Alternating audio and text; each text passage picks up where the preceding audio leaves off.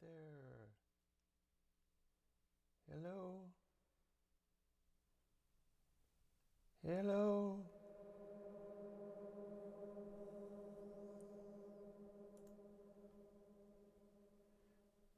There's a sign.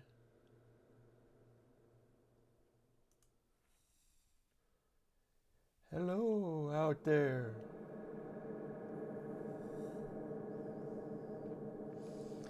Am I too far away now? Seems like maybe I'm going to be too far away.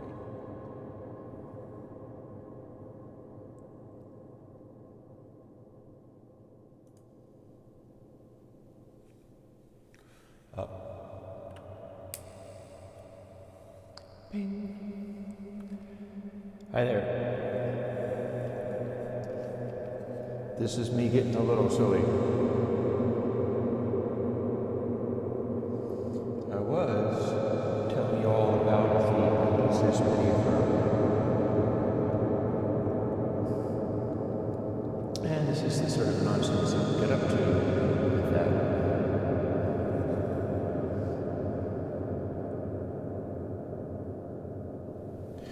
So yeah, I gotta play some games. Things get stressful on me.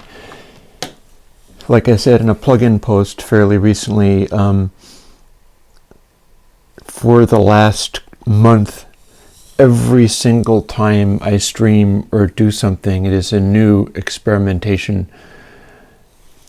So yeah, MIDI verb is like this. This is MIDI verb. I can set it so I can hear it. So this is 50. This is the outer space thing that I like. I'm going a little hot into it. Whereas there's another thing I can do.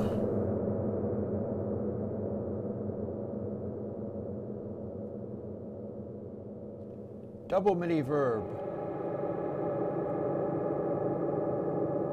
I will be happy to. Double MIDI verb.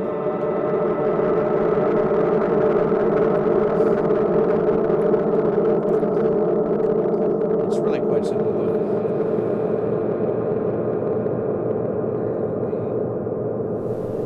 Put my microphone back up so we can hear me.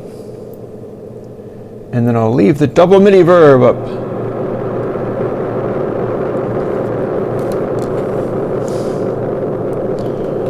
Until it's time to turn it down. So the way you do the double MIDI verb is very simple.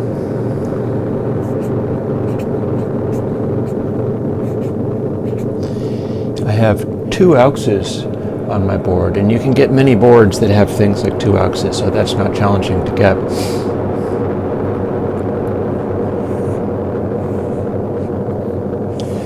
And MIDI verbs have stereo inputs and stereo outputs. And yep, last of the settings other than like weird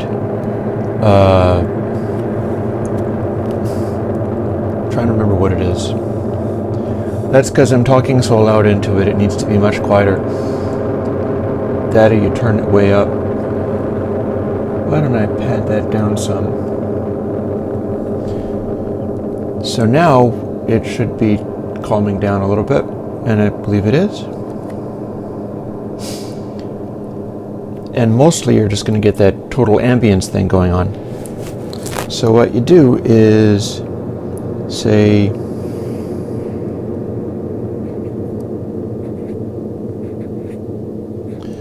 I can spell R.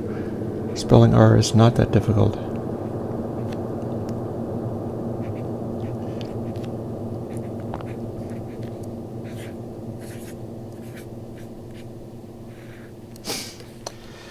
So you have only one input if you're doing an aux send, and if they're on all wet, it doesn't actually matter that I can probably pat this down. Am I loud? Do you guys It's nice having equipment working for a change, but I don't want to blow your ears up.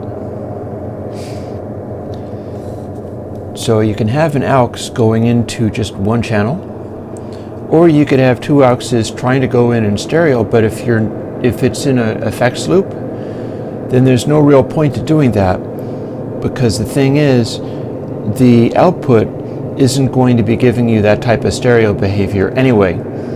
So what you do is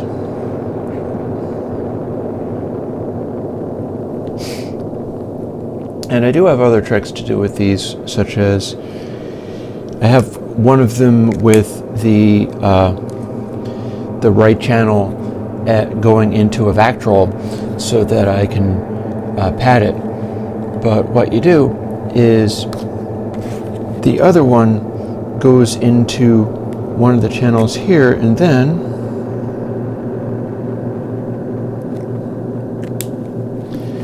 pick one. You're basically just running them in series. And the reason I've got them reversed this way is because I think the one on the bottom is the outputs, but what you want to do is have the separate thing. Like if I take this down and then I turn this up a little bit, and it is the bottom one, that's more like a normal super echo reverb thing. And it'll die away relatively fast. I can overload it easily because this is set up with a lot of gain on this microphone. But that's basically what that is. Then you start going into the one that feeds the other one, so that there's two of them in series. And that's what you got. And in order to get it to work with my mixer, I had to run it through a preamplifier. So this is one of the more rewarding results of the the half. I can tell you about that too. I'd have to take this microphone off to go up and get it, so maybe I'd better just tell you about it. It is a thing that is, you might end up hearing more of that in future. It is a Dean Boca 12-string. And what that basically means, it's a bit of a garbage fire. It's not really very good. But one of the ways that it's not really very good is fixable, and I figured out how to do that. So the thing with it is a electric 12-string, and it looks kind of like, actually something you can do maybe is, there, you can see it a little bit better now. It is a Dean Boca 12-string, meaning that it's about $200 worth of guitar. It was being offered to me for like $125 or something like that. I was like, oh my god, what a screaming deal. And only then did I realize, wait a minute, it's actually a super budget kind of thingy.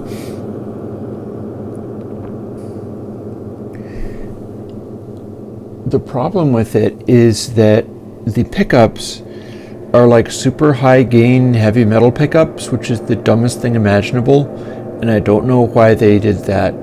It makes no sense at all, but they did.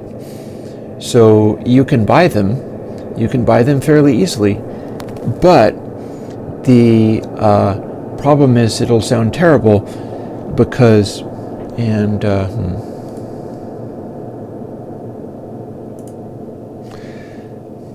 let me switch off the preview so that I can actually pay more attention to you guys in the camera that you're on, rather than looking at a picture of myself. Sometimes that's okay, and sometimes that's not so much. Oh, I ditched the robe today. I ran a fire this morning, and it was warm. And I also wanted to do the thing where the microphone is like tucked up into a buttonhole, and I'm just kind of practicing that Sunday grade stuff. By the way, tell me if this is like super overly loud or something, because it is the latest in audio technical magic. and I'm trying to get everything together. And as always, unless I've got a little headphones this time around, so I can kind of hear. I wonder if this is too loud now. Are you enjoying the ambient spacey noises? Because that's kind of wacky. I think my volume levels are reasonably tolerable, though. The deal with the bokeh is... Okay, I can make that go away. That was just for me to play with starting off. I don't have to have it sitting around the entire time. It'll be kind of drony if it's just a voice feeding it. What you want to do is put other things in to feed it. And the nice thing about the MIDI verb is that it'll cut back, and then once it goes silent, it actually kind of goes extra silent. It is almost gatey in the faintest parts. So by now it probably, yep, it shut up. So yep. The deal with the bokeh is, in order to make it an amazing 12 string, and I'm almost to the, if I hadn't made such a fuss about putting the microphone on in such a way, and if I wasn't taking just like a little low for an hour today, I think, because I need a rest. There's been a lot going on. In future, I'll be able to do things like demonstrate stuff like that. And I think I mentioned last Evergreens podcast that I wanted to get to where I could play guitar and have that be recording onto the same recording as the record and the mic. Well, this is essentially the same setup. Like if I had the guitar amp on and turned up this knob over here, you would have a proper guitar sound coming into it. In fact, any of the things I have here, including stuff that runs on the Eurorack, I could bring into this chat now, because it's going through the mixing board, so the microphone is coming through the full mixing board, like my full mix is up and ready to run at this point. I do believe I even have the kick drum cranked up to full volume, even though its power is off. And that is cranked up to full reverb, even though its power is off. Everything is plugged up and ready to go. It's just not turned on at the moment. So I was talking about the Dean bokeh before. I'm going to be very distracted, I fear, because I've just been getting all kinds of burnt out and all of this stuff. So it's too many having to reinvent everything every single time I do anything publicly for anybody. It's like, oh my God, I've been going for months without having to reinvent literally everything that I do every single time I sit down to do it. So it's taken its toll. It's definitely taken its toll. Dean bokeh, the reason it sounds terrible stock is because it has these very high impedance pickups, but you can run pickups in several different ways. And it's from the factory. It's really difficult to get access to any of those controls because you have to fish them out of the F-hole, which it doesn't really want to do. There's no access to anything. And I think they basically put the circuitry on and then glued it together. So it's not maintainable. But technically, to fix the pickup issue, you don't actually have to get into it at all. So what you do is, and this is of course assuming that the switches and things don't just break, is you take off the strings, you're replacing strings for instance, and you take out the pickups and pull them a little bit loose, and take apart the pickups and rewire them from series wiring to parallel wiring.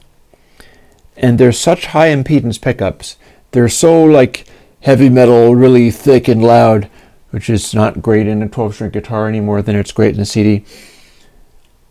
They're already such high impedance that you can make them be parallel wound or parallel wired and get away with it, and it sounds perfectly fine. And they're actually running Alnico magnets, so they get a nice little chimey thing going on. That is what I have done. So at some point you'll hear that. I'm not exactly sure when. Today is not going to be your day. I'm really fried today. But I'm game for answering questions, even if not necessarily like product requests.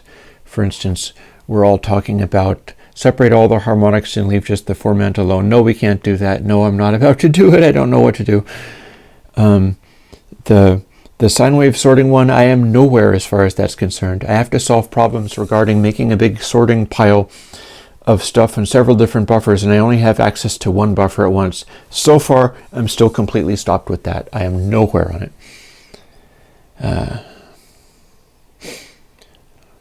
Delta on everything is going to happen as it happens. It's the next obvious move in me releasing a new set of compressors and things. And some things, like KD Clip, for instance, have had Delta already. You were already able to listen to clips only off of that. It's maybe not a very useful sound, certainly not as useful as it would be on a compressor or de-esser, but I think that does have that. Formants, I do nothing that talks about formants. I've never done anything that talks about formants. That's like a fast Fourier transform thing. And when I got the face value record, I was like, I super want to do one. I think it sounds amazing, and there's a lot of interesting stuff about it. And there's a lot of interesting stuff about that musician. Like, Phil Collins became kind of a figure of fun from getting super overexposed. He's not as, maybe not as twisted a person as, say, Michael Jackson, but he ran into exactly the same problems. People just started hating him because he was everywhere doing everything. And nobody can stand up to that kind of exposure. Foco is asking, what about bass guitar now? Well, I don't know what you mean. Filter sweep thingies. Filter sweep is basically going to be like, maybe I can come up with a state variable filter that would do that. I'm not really sure. I haven't started on that one either. The DJ filter sweep is typically, originally, that was hardware that was a speaker frequency crossover. Like what the DJ filter sweep effect is essentially like a brick wall filter without resonance. So there might be ways of doing something like that. Like, would a low pass only suffice? Or maybe just piling up lots of different things.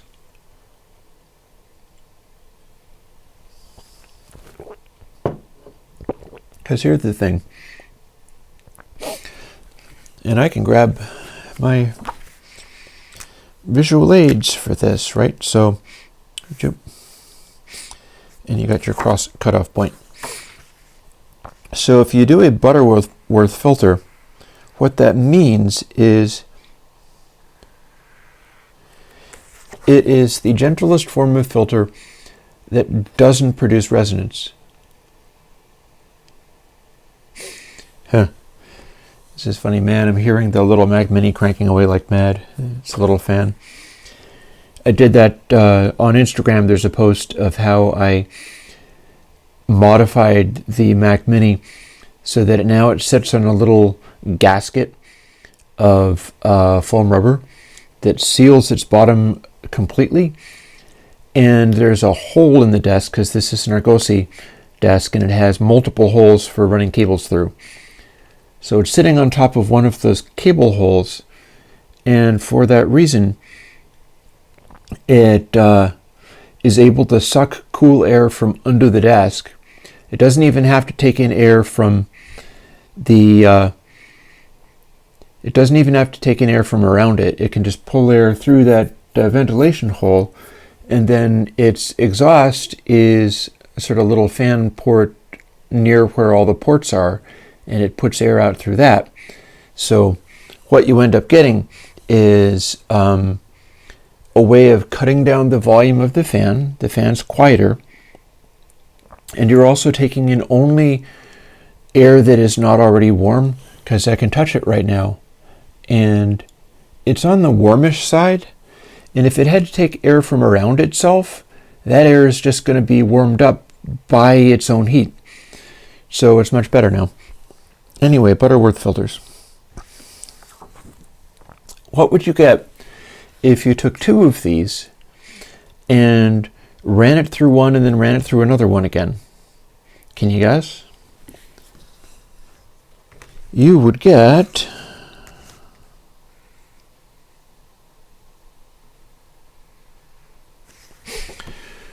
twice as steep of a slope, because you're running 2 poles of the same biquad filter, which is set to Butterworth roll-off, so it's not creating a resonance. By the same token, if you had a resonance on it, if you doubled them, you'd get twice the steepness and also twice the resonance. So you'd be picking very specifically like the ultimate Butterworth frequency, ultimate Butterworth, not frequency, but damn it, what is the parameter that you alter in order to go from Butterworth to resonant and beyond? Q. Butterworth is simply a factor of how much Q, how much resonance you have on it. And it's the max that you can get that doesn't start putting in a resonant peak at that point. So what's specific with DJ filters is, imagine it continuing to cut off the difference. You wind up getting something that starts to act like a brick wall filter. It starts to act like what you'd get if you were doing a sample rate conversion or something like that. And there are downsides, which is you're over-processing. You're doing too much with the processing, and it's going to cause a tonality. Although I do make, like what I do with the biquads, you could be running all of those inside the Airwindows console that I'm enclosing the biquad calculations in. So there's that. But the thing with the DJ filters is that they're not a gentle slope. They're a pretty steep slope. So you sweep it down and you'll get completely undiminished bass, but you can sort of wipe everything else out in this fairly artificial way. Now the problem with biquads is you can't sweep them because they freak out, throw up, cause big problems, and in particular you can't sweep them around the bass frequencies, so I cannot do a sweeping DJ filter with biquads, which are all I've got available at the moment, because my IIR filters, which are much simpler, act a lot more like this. The IIR filters that I make, which are a very simple algorithm, and that's what's in like density, drive, and so on, are kind of using a curve that's more like this. Biquads are able to be sharper because they have a feedback path in them. But the simplest form of plain IIR filters, especially this would be one of my interleaved ones, and a regular one will go about twice as quick because a regular one will be operating on every sample rather than having 2 of them operating on every other sample. So let's see. We got a bunch of good questions. That's fine. It'll keep me going for another half an hour. Then I get to rest. Let's see. Thank you for the compliments on the camera. I have been working my butt off getting all of this to be, I don't know, sufficiently flashy or just up to what I'd like to be able to offer you guys. It's no fun when you put it together and it's like, oh yeah, it's doing robot voice. You know, that was down to trying to pipe microphone audio through the HDMI cable, which is only really wanting to deal with video. And even then, it worked most of the time, and then it would fail on me just when I wanted it most. With the mic going through the mixing board, I don't have to worry about that, and I can also do craziness and strange special effects like this, which is all good fun. But compressor's release time. Well, there's a number of interesting questions about that, like what kind of compressor release time are you talking about? There's different kinds. this herbal tea today rather than coffee.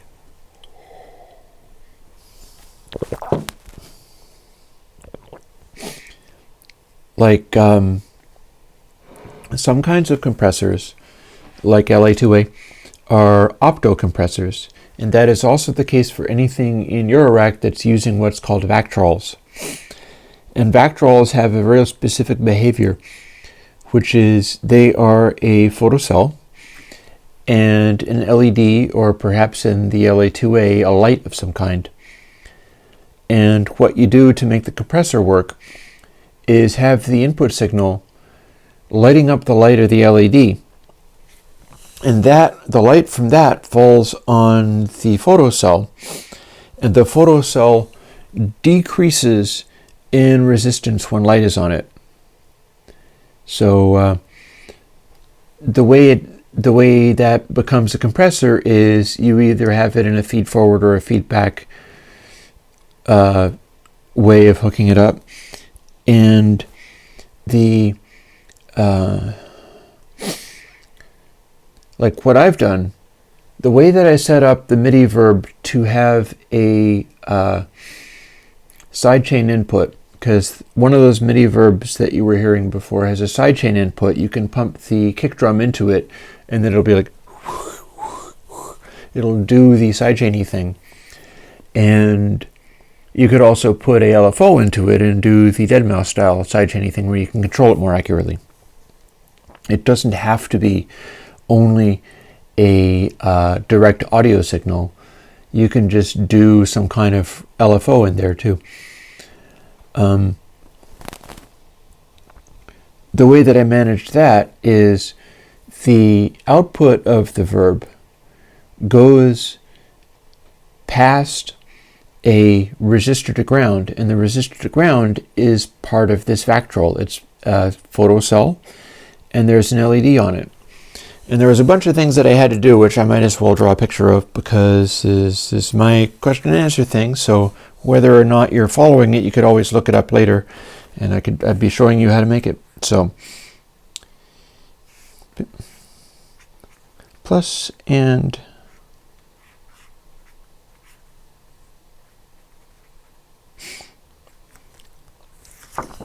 LED. You put audio through this, and then the light goes to one or multiple photocells,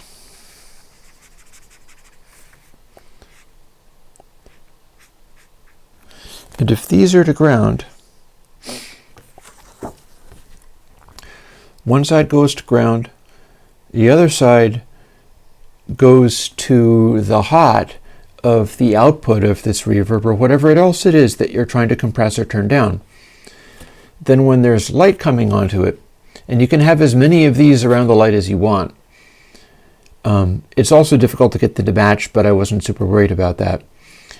The resistance will get smaller as light goes on it, and if it is set up so that the other side of it is tied to the hot of left and right, suddenly you're essentially turning it down. You've got the resistor turning down the output because you're shorting it to ground. And then when the light goes away and the photocell recovers, it has high resistance and it's not turning it down anymore. So the way that you do, for instance, a Vactrol, as people are familiar with those in low-pass gates in the Eurorack world, is more along the lines of you're running the signal from one end through the center to the other. So rather than just having it shorted to ground,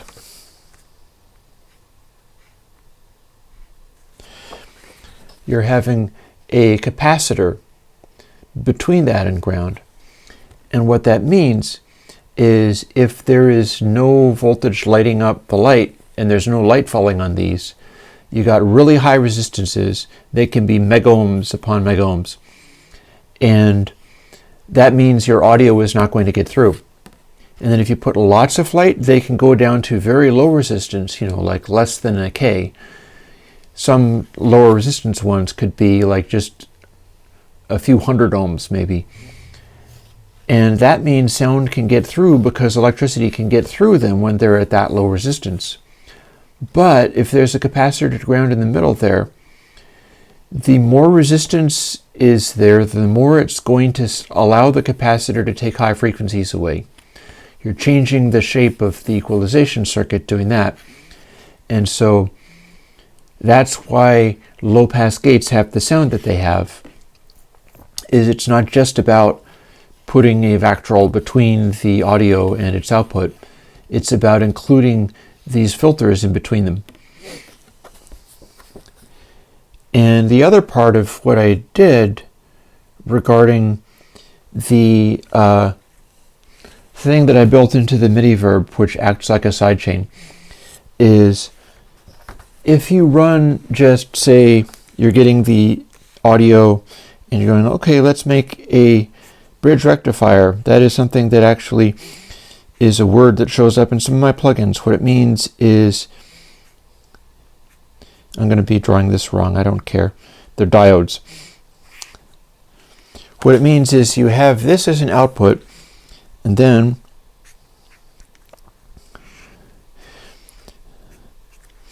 your input is bipolar. It's plus and or minus.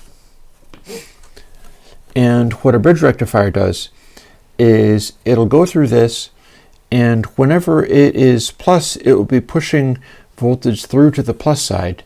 If it's minus, it'll be pulling voltage out of the minus side.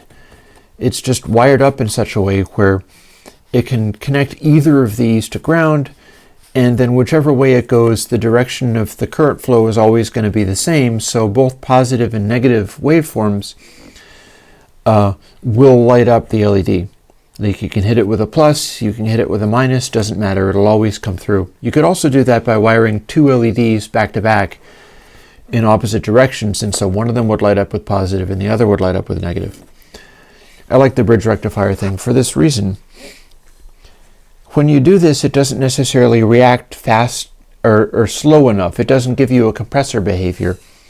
And people have spent, like, if you buy Vactrols, somebody has probably picked over that collection of Vactrols that you're buying, especially if they're cheap, and picked out all the ones that act the way that they want, because they all act very differently.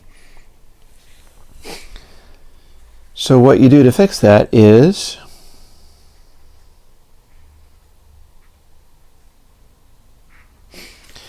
you wire some kind of big capacitor in between.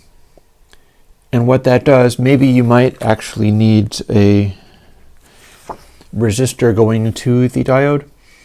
And the idea is, when you've got signal coming in, it charges up the capacitor, perhaps very quickly. And then when the signal goes away, the capacitor discharges through the diode. Like, perhaps you've got it set up with other diodes and things in such a way where it can't actually discharge back out of the circuit again. So you know, positive voltage only goes to here, and then you charge up this capacitor and it lights up the LED pretty much immediately. And then when your signal goes away, the amplitude of the light doesn't go away right away. Instead, it fades off as the electricity runs out of the capacitor, which needs to be fairly big. It's like 10 microfarads, 100 microfarads even, fairly large capacitor.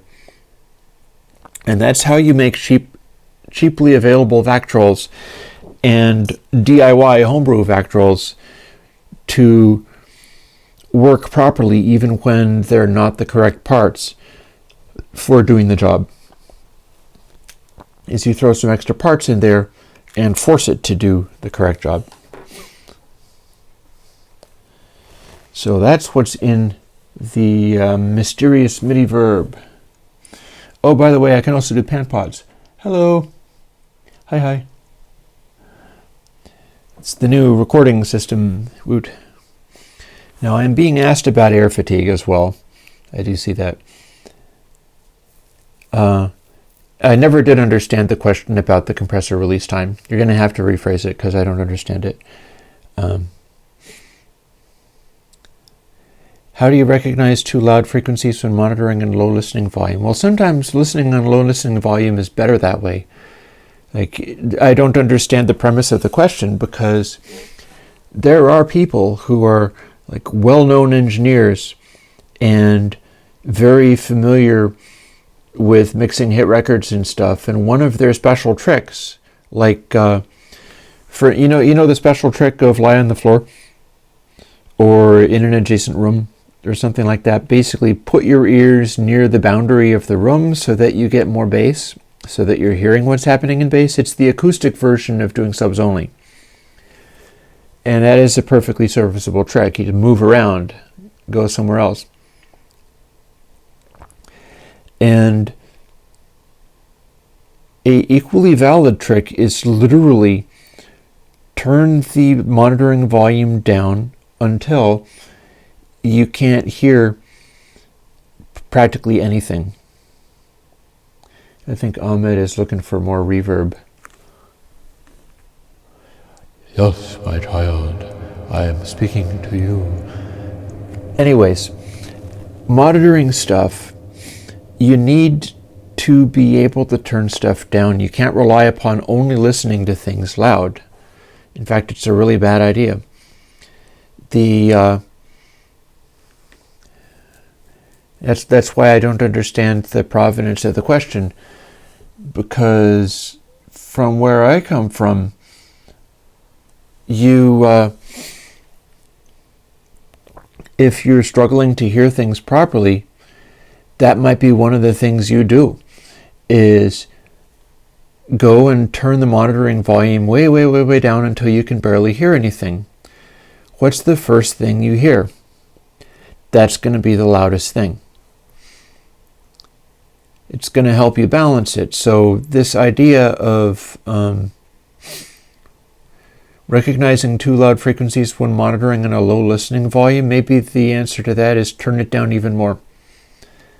Because it's easier to recognize too loud frequencies while monitoring on a... here, let me monitor that. It is... Okay, I'm not distorting. The reverb was distorting. Fine.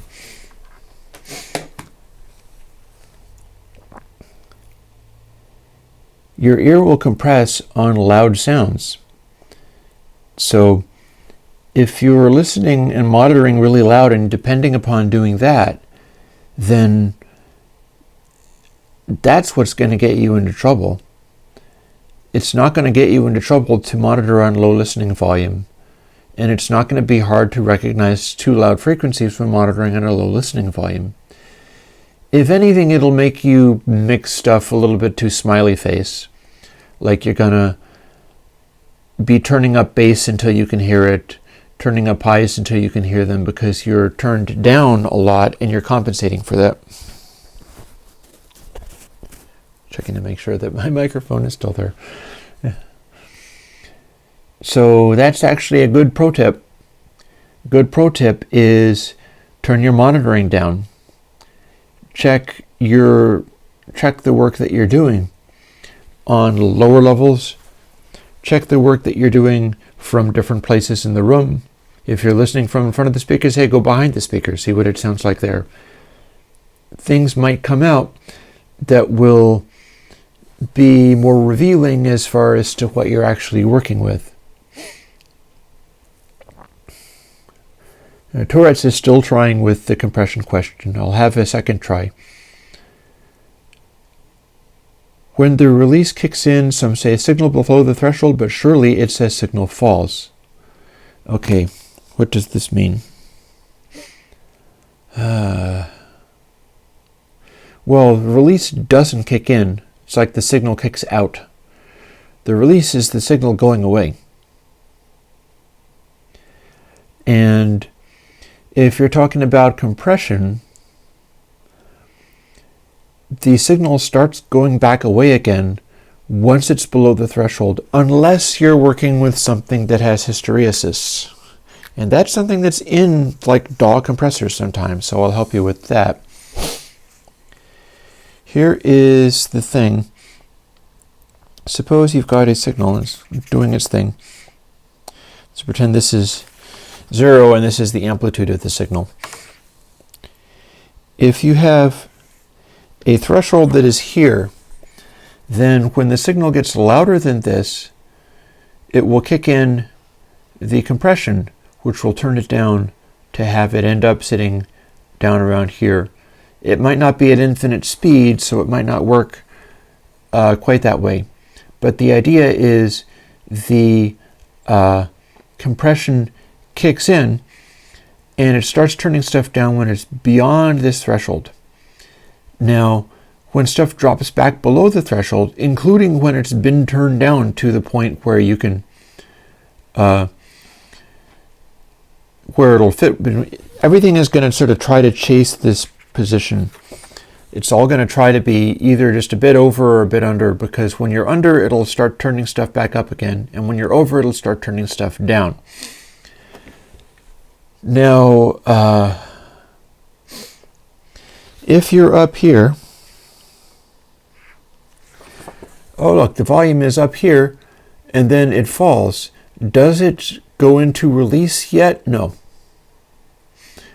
Not with the compressor that's being hit this hard. But if you're doing that and it's being turned down real fast to the point where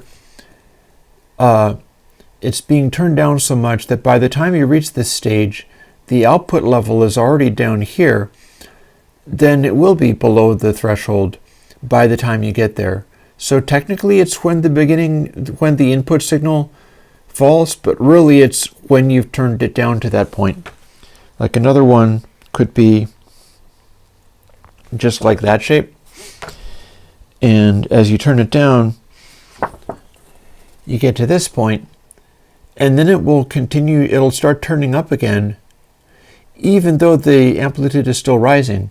It really doesn't care what the overall shape of the amplitude is going to be. It only cares what it's about relative to the threshold. Now here's the trick. Hysteresis. That shows up in some of the reverb things.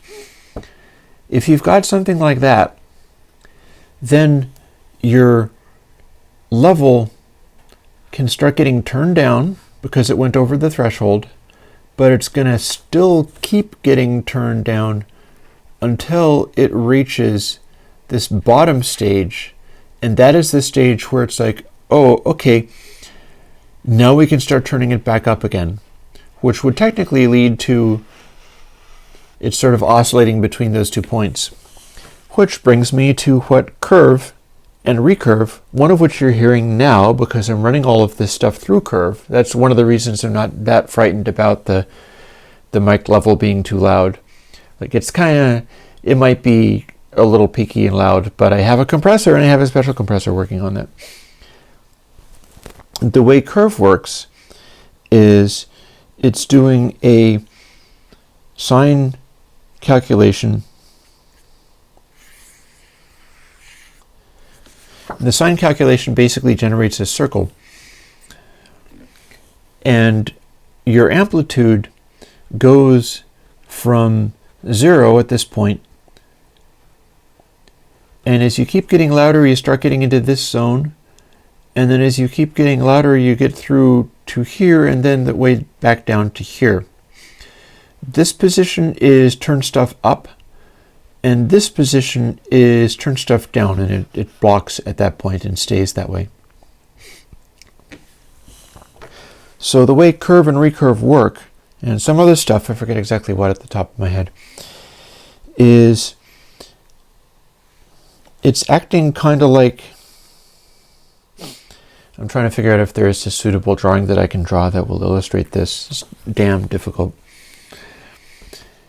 Basically, rather than having only a too loud turn down or not loud enough turn up, it is a sort of fluid path where if you're full volume and 0, is like this. Stuff that is up near the full volume or beyond it is all the way around to the turn things down zone. So that'll make the compressor be forced to be quieter. And then as we keep on rolling back around here, this circular shape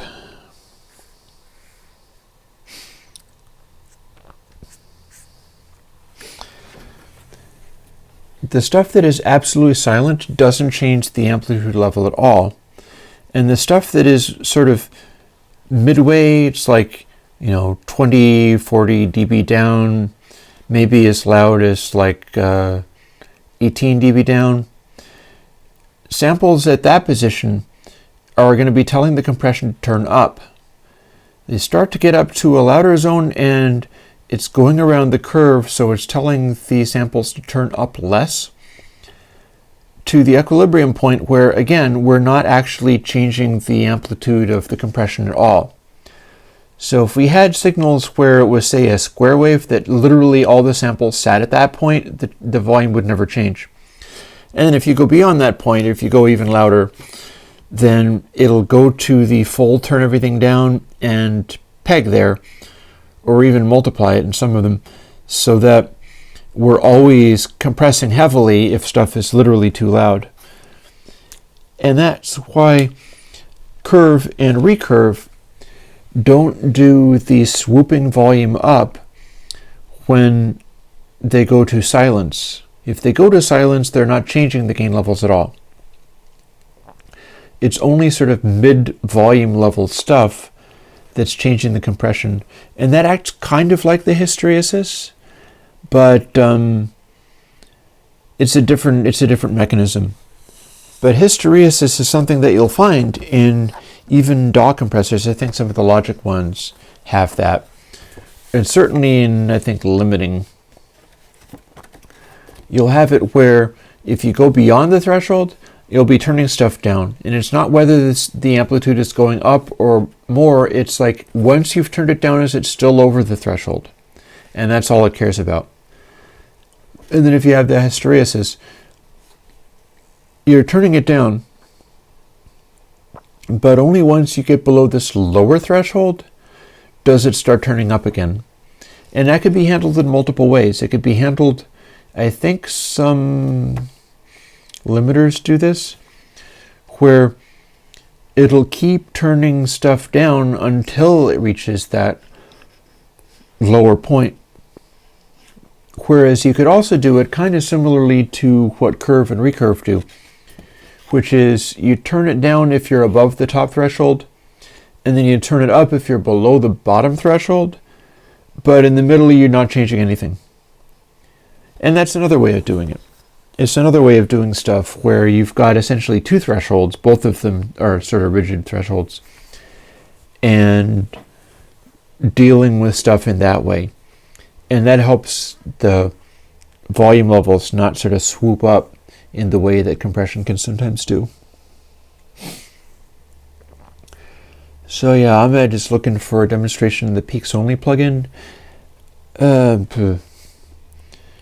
Well, I don't know what to tell you about if you're not using it at its best. All it's able to do is make audio in a certain kind of way, and it will tend to emphasize not over loud mixing.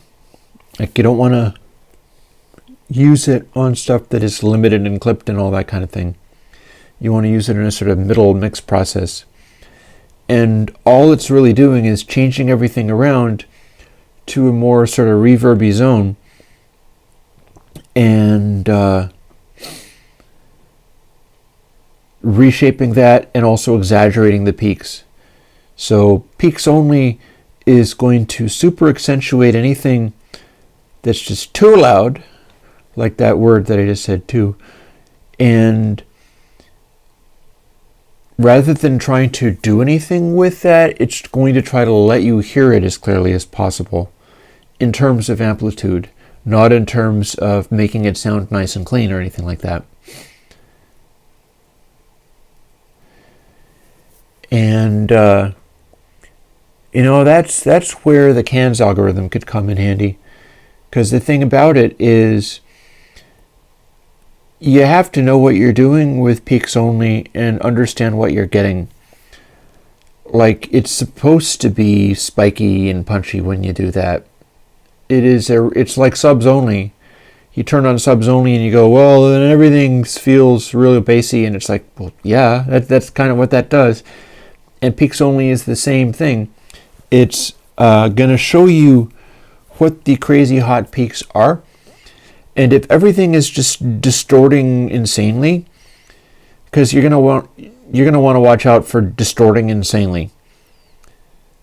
And it's a tricky balance because it's making it be a tricky balance.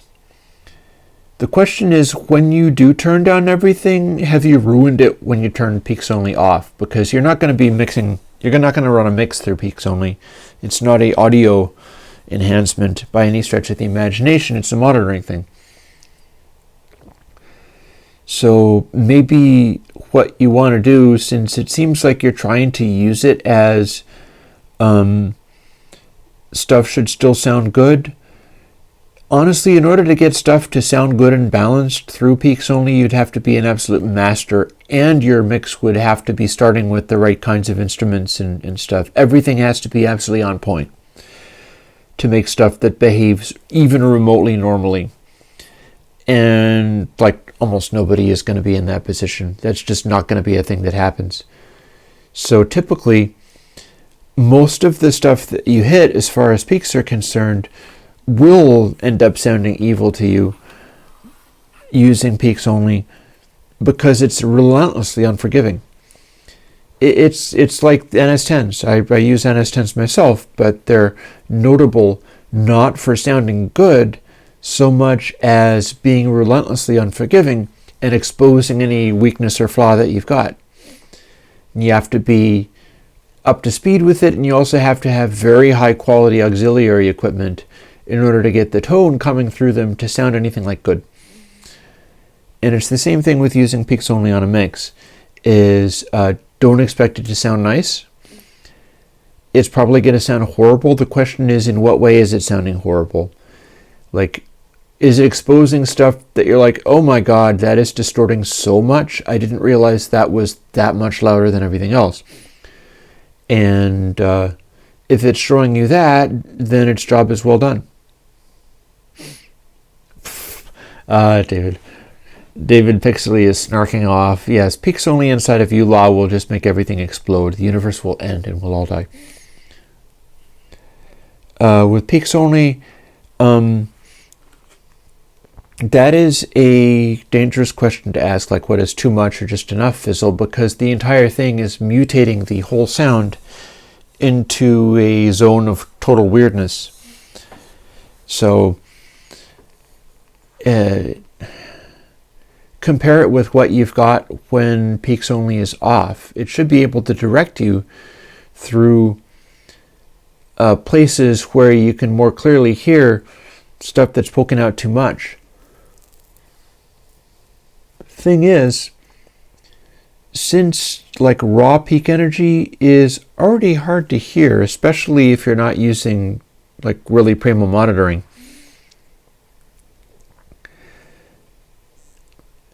it's a window onto something that you might not otherwise have. And so the question of too much or not enough is not really, you're not really balancing everything monitoring only through peaks only. That's not really what you do, because in that case, you're as much as I could make it, if you're monitoring through peaks only, you're not listening to the RMS loudness, which is what most people normally hear. So it's a window onto something that you normally can't hear. And like some of us are big fans of that. Like I'm very fond of peak energy and like classic records like the Evergreens, where it's all about the peak energy. But people will normally hear the RMS stuff. That's why loudinating is so popular so often. is like, oh, it's difficult to mix stuff. That's cool. Just smash everything completely flat, and then it'll sound perfect. Everything will sit where it belongs. You know, a guy that I know and like, Tim Gillies, has talked before about how, in his opinion, modern rock mix topology, because he's a metal guy, is almost entirely about correct handling of compression. And there's a lot of truth to that. And you could consider like loudinating and limiting and saturating and clipping as other kinds of compression that just don't have as much of a time constant. They're just flattening stuff by distorting it. And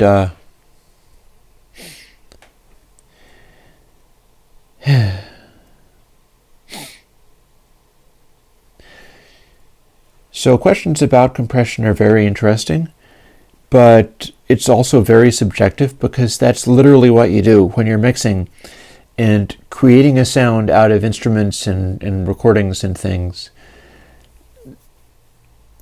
What you're doing is making a kind of sound engine, and the sound engine is going to function on whatever frequencies it is. You're going to shape it, and you're going to make it so that it hits in a certain way, and the impacts and behaviors of the sound that you're working with is going to create the mix that you want, and it's going to sound like the band or musician that you're working with. So Ahmed's got a quick question as far as if the kick is in like minus 3 dB, should the bass be minus 4 dB? What are they doing? That's the question, is like, what are they doing? If the bass is very aggressive and mid-rangey, you're going to have to sit it a little bit lower because it's going to dominate. Anything that is all in the super lows needs more dB to be heard. And if it's less in the super lows and more in sort of the mid-range and like aggressive and whacking and powerful, then it won't necessarily have to balance as loud. In different degrees of like different genres, I've done a bunch of dance music type stuff on the live streams that I do on Tuesdays, and more than once I've had somebody be like, oh yeah man, you need to turn your kick up, and they were absolutely right, because I was mixing it with other things from more of a sort of pop rock perspective, and doing EDM, the kick has to be extremely powerful and a lot hotter than everything else. So if I was doing EDM, it would also depend. Like if I was doing trance, it's going to be kick, bass, bass, bass, kick, bass, bass, bass. And, you know, if the kick is minus 3 dB, that's probably too quiet. And then the bass also needs to be up about as loud as that, because maybe a little tiny bit less, because they're forming this interleaved thing where and the kick is part of that flow, and so are the basses. So doing that, it completely depends upon what the actual sounds are and where their frequencies are. You can't rely on simply dB measurements, because it is so vulnerable to what the instrumentation is. And like that graphic EQ there is what I've got my bass plugged into, and that's it right there. And what I've got currently is, it's got bass frequencies, although I pulled out sort of the 32 hertz quite a bit. And then I've pulled 250 and 300 down a huge amount and cranked the heck out of 1K and 2K. And then 4K is down and 8K is back up again. And that's what I found for that particular bass to work with the kinds of sounds that it makes, because I wanted to be able to have my thumb make a bass note that was really full and heavy, but also be able to use my fingernail for a sharper note that would balance out about the same. And if I balance that with a kick drum, based on where it sits on the meters, it's going to be completely and totally different, depending upon whether I'm doing sort of reggaeton and playing notes with my thumb, like up over the neck, like boom, boom, boom, boom, or whether maybe I grab a pick and like clang, clang, clang, clang. It'll be hugely different as far as where the volume sits, like even though it's already being equalized massively. Oh, as far as clearly feeling what the kick does, go dig through my channel for the 412-inch woofer subwoofer design. Trust me, I know what's going on in the subs and lower octaves. That's one of the reasons I like that genre, is because I like stuff that works the subwoofers out. And what you do is you get some sonotubes, which are giant cardboard construction tubes, and build subwoofer cabinets out of that by essentially taking 4 12-inch woofers and sandwiching them on either side of 2 giant sonotubes. Mine are under my desk. And then that becomes your bass cab. And when you have, you do not need a physical bass reinforcer in your chair, which I believe is what a sub pack is.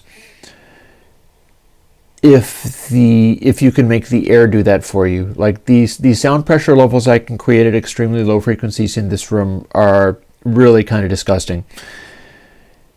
It's definitely far, far, far too loud. So to the point where like this thing there, that is one of those little thermometer things, as a Galileo thermometer. I actually got that from like my parents' house, and they passed away. I was like, I'd really like to have this because I think it would be cool on my streams and stuff. People can see it. And they can see how cold it is or not. It's like medium cold, but not all that cold. And I had it sitting on top of my speakers once. Unfortunately, my 412-inch subwoofers had opinions on the matter. And so I was doing a live jam. It's actually, there is a comment on the SoundCloud of that particular jam, I think, which is, this is when the Galileo thermometer smashed all over my mixing desk. And because I had so much bass going in I have so much bass going in this room sometimes that things rattle and vibrate and fall off of stuff. So yeah. But yeah, that is, a small room is going to change things. One of the ways I'm able to work with frequencies like that is I am on the bottom floor of a house where there's a big opening to a hallway area and then upstairs. And then there's a big opening to like my little video watching room, the screen and an old projector. And the kitchen over there, and then there's an open door through to there. So essentially, I'm like not in a room. Instead, I'm in a really large space that's just open in every direction. And that is why my standing waves don't pile up in here. But that's a lot of work. And I'm fortunate to be in a position of being able to do that at all. But yeah.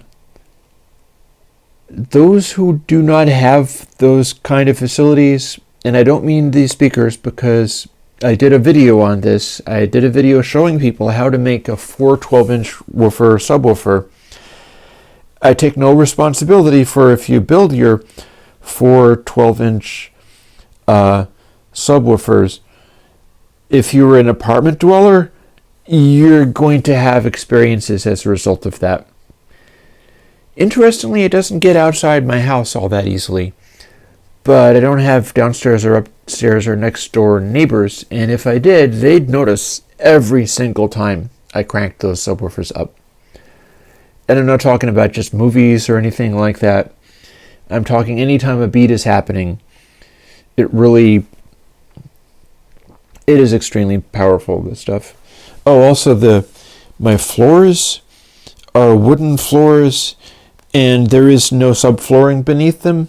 So there's like cracks here and there all over the place that let audio through to the basement, which has dirt floors.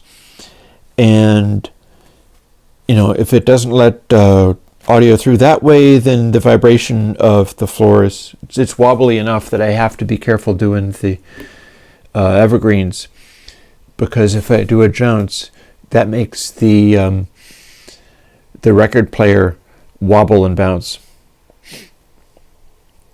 We could do a tour de casa sometime. I'm not ready for that right now.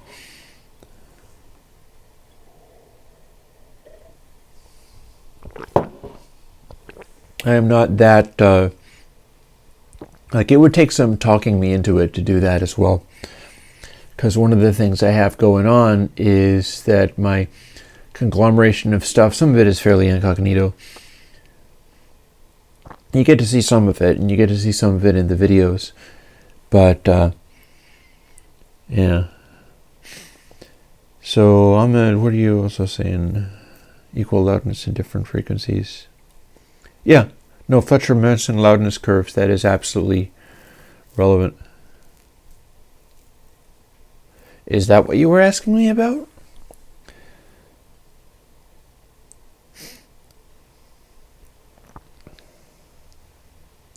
Yeah, like 1 to 3K, our ears are very sensitive to that, and that is why if you turn volume down really far, then what's going to happen is you'll be hearing those sort of voice mid-range frequencies more easily.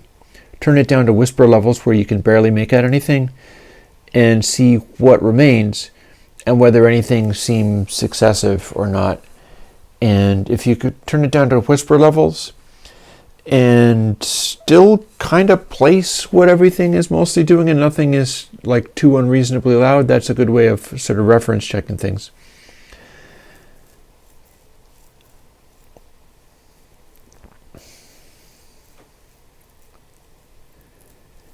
Yeah, there is, do you have any last minute questions? Because it's getting on towards where my battery is liable to run out, and I am not yet at that point. Although I will say this, if my battery runs out and the video goes away, you'll still have my voice this time, because the microphone and that kind of stuff is not at all dependent upon the camera anymore. So my voice can't run out of batteries, but the camera can. And if it came to it, I could switch it over to the Airwindows card again. Because I put a scene in OBS that is just one of those little Vermonty pictures, and we can use that. What's new in next week's plugins? I'm trying desperately to get more of them together. This has been a very... I'm burning through the backlog quite a bit. But one of the things I am trying to do is grapple with pocket verbs. I need to do pocket verbs so that I can focus on like reimagining some of them as individual ones. Oh, Ahmed, and mentioning the Led Zeppelin for Evergreens, maybe I can do that. Maybe that's something I can do. I can refresh myself on one of those albums and then give that a shot. Seems legit. Maybe we can do that. We'll see. You've been very nice about listening to Phil Collins for me. A very far cry from Led Zeppelin. You will not be able to set up the double MIDI verb algo using MV. If anything, MV is acting kind of like the double MIDI verb algo because MV is kind of like Bloom. And the stuff that we've got as far as the MIDI verb and this echoey cathedral reverb stuff, I was actually just thinking about that. Yeah. Let's say, unless I surprise you with something, we'll call it Led Zepp 2. And yeah, pocket verbs and cabs need to come out. They're the last ones that I haven't yet done. But yeah, what you're hearing is the longest MIDI verb algorithm, and it is not MV. It is sort of giant dark reverb. And the thing about those original MIDI verb algorithms is that they are very limited. Like there's only, oh, Bo, leave me alone with that one. Do not talk to me about compiling all types of Airwindows things into one plugin. That is not a good idea. I think I can probably do distortions. I actually have a new form of distortion coming out because with the idea of trying to incorporate them all into a multi-piece distortion unit, that I was thinking of new ways of doing it where it's like, okay, if I do this, what could I add that isn't currently available? And I came up with a new concept for it. It's a thing called facet. Maybe that'll even be next week if I can't get pocket verbs together. But the last thing I want to do is have everything that I have built into a single plugin with a switch for all of the different things for 178 different plugins and stuff. That is never going to work. So it's more a question of how can I identify other interesting ways of doing compressors and what works like a compressor and how can it be more approachable.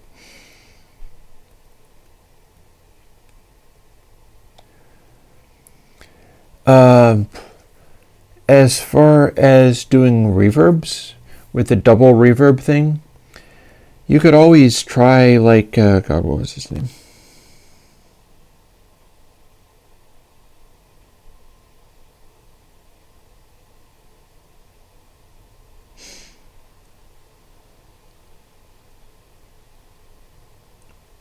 You know you're in trouble when you can't remember your own plugin names.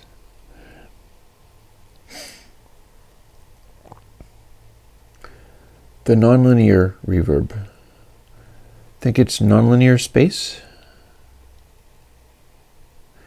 I'm pretty sure that's it. I think it's nonlinear space. It is the most up to date reverb thing that I've got, and you will get a certain different kind of effect, like doing this.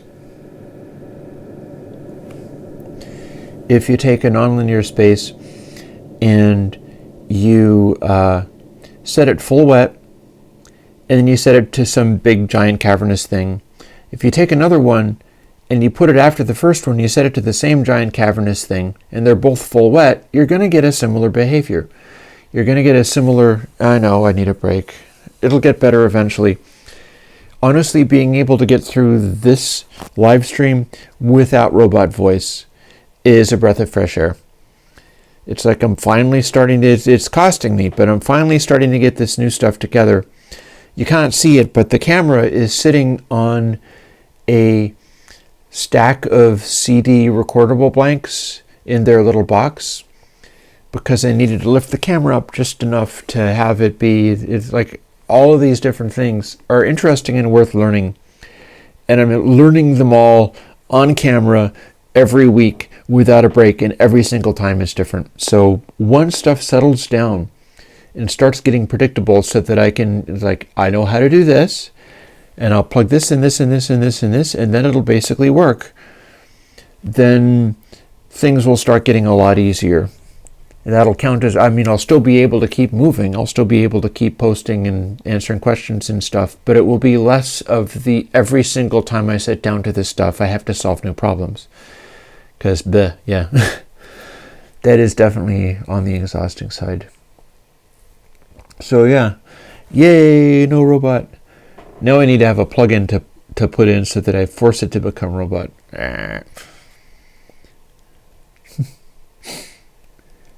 Yeah, and there are compensations. Like one of the cool things and before the camera dies. One of the cool things is I was able to get out to that Hampshire College Synth Fest, the Modular Synth Fest, which was very neat because I went to this little afternoon get-together with a bunch of people with all their different synthesizers all set up around, and they would take turns to sort of give little 20-minute performances, and then we would all hang out and talk. And I met all these people, and lots of them were like you folks. Same kind of crew. Same nerdy bunch. All trying their various different things. And it was really great. I intentionally did not bring... I'm happy with Reaper. I'm getting more comfortable with it. Comfortable with continuing to use it. But I did not bring any of my stuff. I didn't even bring my Lyra 8, which is my solo instrument. I did a recent jam on that one. And the funny thing, you should mention it about that. I didn't bring any of that because I wanted to meet people. I didn't want it to be like, I'm going to come in and impress everybody. It's like, I want to come in and see what other people are doing and meet people and see what they're like. Talk to them. I don't get to talk to anybody except for like you guys on stream. And I totally did that. But then somebody else had brought in a Lyra 8 and hooked it up to little speakers and stuff. And I was like, oh, I know what these are. And this guy was like, oh, yeah, those are cool. I've been thinking about getting one of those. It's really confusing. I don't know how to do it. No, I haven't tried making GS Plus. So I was like, oh, okay, well, I can give you the quick rundown of it. And I start talking him through like, well, here's this, here's that. This is the two LFOs. This is the two things that go into each other. And you can do this. And this is, all wet. This is all dry. This is a global pitch for the, and his eyes are like, it was great fun. It was great fun because the dude was so impressed. He was like, oh my God, this guy's a genius at the Lyra 8. I'm like, well, I just knew it. I just knew how it worked. And then another fella did a performance. He's like way up on the edge of the stage there. And later on in the afternoon. And he was doing a thing that was entirely about taking mixing boards and things and making them feed back into each other to make weird little, like, David Pixley would have loved this dude. He was absolutely your jam. That was exactly what he was doing. And I was like, wow, that's pretty cool. It was strangely soothing. It was kind of neat. And very noisy. And I ended up talking to him. And he was like, oh yeah, the Lyra 8. Yeah, I've been thinking about getting one of those. I haven't really thought about it. I was like, okay. Here, come with me. I'm going to show you what's on this Lyra 8. And I'll run you through the rundown of it for about 15 seconds, and then you will be off and running, and you will immediately understand it and be able to play it. Because I could just tell that this guy, like David, you could be another Lyra 8 virtuoso on this kind of stuff. We need to get together and start making Lyra 8 jams for YouTube because so few people seem to really be able to get the instrument. And I brought the guy over. And I told him the bits of it that went together and how it, like, okay, you flip these switches and then every single one of the oscillators frequency modulates the next one in a loop. He's like, oh. And 15 seconds and he was off and running. And he was immediately, somebody tried to talk to him and he grabbed exactly the right knob and turned the pitch of everything down until it shut up. He knew exactly what to do. And it was the coolest, funnest thing. Of like running into this person, hey, new friend, and being like, you're going to understand this instrument perfectly.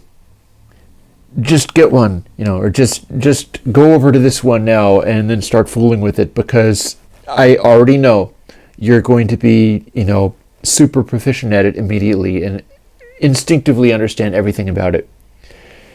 And yeah.